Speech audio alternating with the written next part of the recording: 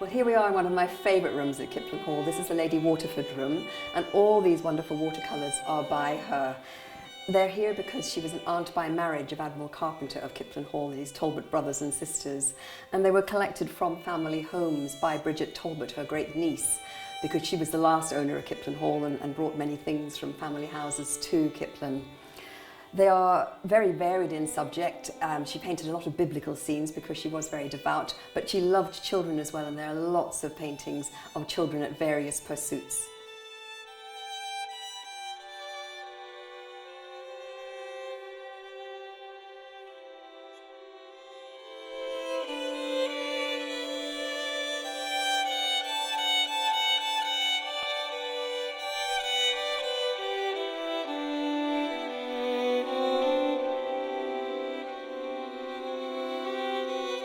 We're also very lucky to have a wonderful terracotta statuette of Lady Waterford sitting reading by the great Victorian sculptor Sir Edgar Boehm. And there are various versions of it. This one's in terracotta, so it's one of the early versions of it, but there's also one in beautiful white marble up at Ford, the Lady Waterford Hall, which was the school that she built in Ford Village. And I've also seen them at Woburn Abbey in Bedfordshire. There's a clay maquette, which is very rough, and then a beautiful finished bronze version of it. Our terracotta appears to have been painted grey at some stage, and I don't know why, but I have seen photographs of it in the 1970s sitting out on a sundial plinth in the rose garden, and I suspect that's why a lot of the grey has washed off, and you can see all the terracotta coming through, which was the original version of it.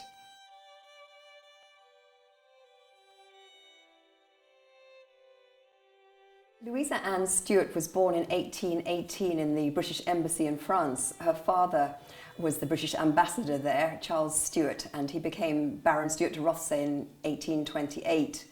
She and her older sister Charlotte lived with her parents. They travelled around Europe. They had a wonderful time in Italy, the culture, the art, the architecture, and they were both incredibly talented artists from a very young age. They were always painting or sketching. They took their sketchbooks with them wherever they went, and we have some of Louisa's sketchbooks here at Kiplin Hall as well. In 1835, Charlotte married Charles Canning, who was the younger son of the Prime Minister, and she and Louisa remained very close despite her moving away. Charlotte became Lady of the Bedchamber to Queen Victoria, which meant that she went with Queen Victoria on her travels. She did sketches of the people they met, the places they saw, because of course there were no cameras in those days. In the early 1830s, Lord Stuart de Rothesay bought some land at Highcliffe in Christchurch, and he built Highcliffe Castle, a very interesting building because he brought ancient stones over from an abbey and an old mansion in France, and he incorporated these into the building. And that was Louisa's home until her marriage in 1842. Louisa was 24 when she married Henry de la Poer Beresford, the third Marquess of Waterford, who came from Southern Ireland. They probably met in 1839 at the Eglinton Tournament, which was a medieval tournament held at Eglinton Castle in Ayrshire, and there were lots of lords and ladies gathered, and there was supposed to be a lot of jousting, but unfortunately it rained most of the time, so very little jousting actually took place. They were an unlikely match. I'm sure some people were very surprised when they married because Louisa was very artistic and elegant and devout, whereas Henry was wild, and he had a lot of unruly, drunken friends. When they were in Melton Mowbray at one time, they painted the toll gate and some of the houses red, which coined the phrase, painting the town red. He had a very hot temper and he argued with his father, and he actually rode his horse up the staircase at Curramore House when he was having a row one day. But they were a devoted couple and were incredibly happily married. Henry and Louisa moved to Curramore House in County Waterford after they were married. The link to Kiplin is that Henry's sister Sarah married Henry John Chetwynd Talbot, and they were the parents of Admiral Walter Carpenter of Kiplin Hall and his Talbot siblings, so that's how Louisa was an aunt by marriage. When she lived there, she was devoted to the tenants on her estate. She built a school. She had another school in the stables at Curramore House. She taught local people how to make clothes and things, and they were able to sell them. and she improved their housing. During the Great Irish Famine in the 1840s, when conditions were so terrible, Henry even sold his beloved hounds and fed hundreds of people on the estate because he had a very large area of land. So she was very philanthropic and incredibly worried about the welfare of the tenants at all times. At home, she loved to sing, to read, she loved visits from family and friends, and of course she painted all of the time. And so, although Henry was out hunting quite often, she did keep busy. She redesigned the gardens there as well, and they lived very happily.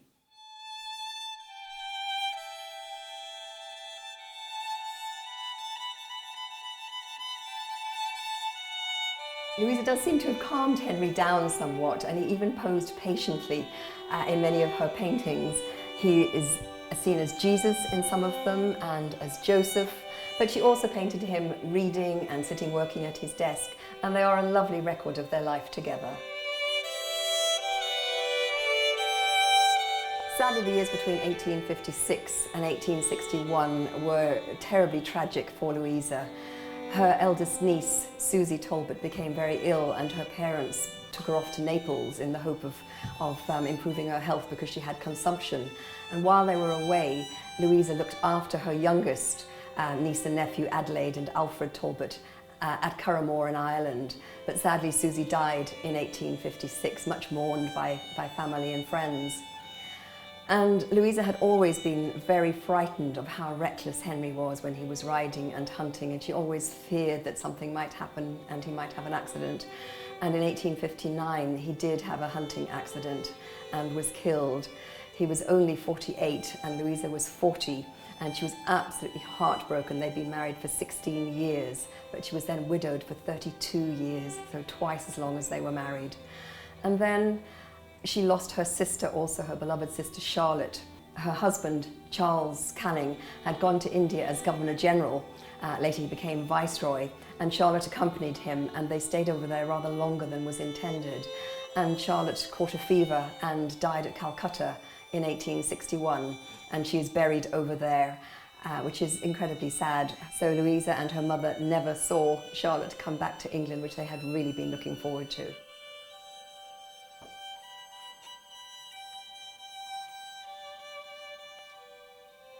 Louisa had to move away from Curramore because Henry's brother inherited, but Henry had left her his English home at Ford Castle in Northumberland and the estate for her lifetime. So she moved over to Northumberland and immediately began doing good works for the tenants in the village and people on the estate and in the parish. She remodelled Ford Castle and began very quickly her great building project, which was to build a new school for the village. This she started in 1861, and it's a delightful building. And then she began to paint watercolour images of stories of children from the Bible, huge ones, which were then put on the walls. It took 21 years to get through all of these, and she used her tenants as her models, and all the adults and children and the dogs and sheep were taken to Ford Castle and up the stairs to a room in a tower that she worked in when she was painting, so it must have been quite an operation at times. And we have a lovely sketch of one of the scenes, and this is the scene of Jacob and Esau, and you can see two young boys. One is cooking and they've got a hound and their little roundels. A lovely sketch, but the finished product is actually quite different. She changed her mind afterwards, and if you go to Ford School, you'll see that it has been reversed, and so they're facing the opposite direction, but also they're much older boys and they have much bigger dogs. As well as that, she looked after her tenants, she visited them, she would go down and read the Bible, take people food, give them clothes. She was very well known by everybody in the village. In fact, she had moved the village and built all new cottages, so they had lovely homes, and she also built a house for the nurse and a new blacksmith's shop, and some of them are still there. It's a delightful village to go to visit, and the school is now open to the public, and I thoroughly recommend it. It is absolutely beautiful.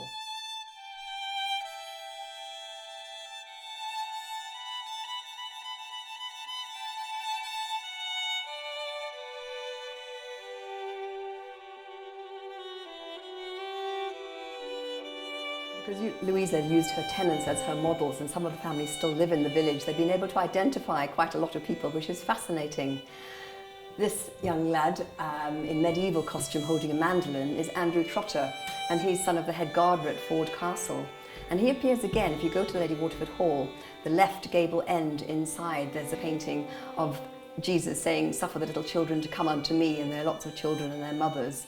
And just to the right of the figure of Jesus is a little boy with a mop of red curls, and he's there in biblical costume, and that's young Andrew Trotter, and his sister's there and his mum as well. So it really is quite delightful.